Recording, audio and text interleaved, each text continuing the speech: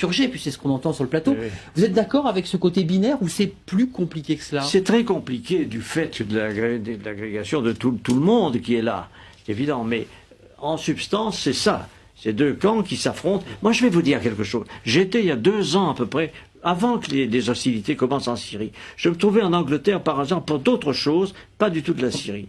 J'ai rencontré des responsables anglais.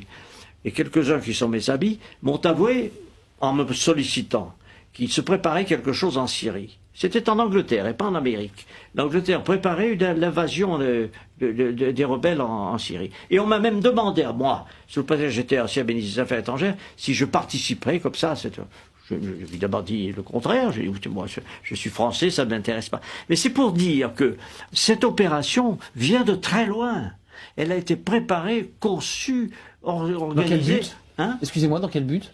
L'idée de renverser Bachar, c'était quoi le but? La finalité? Mais dans le but très simple, de destituer le gouvernement syrien, parce que dans la région, il est important de savoir que ce régime syrien a des propos anti-israéliens.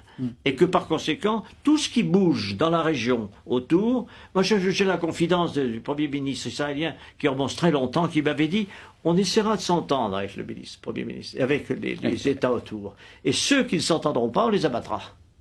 C'est une politique, c'est une conception de l'histoire. Pourquoi pas, après tout? Mais il faut le savoir. Frédéric Helbert.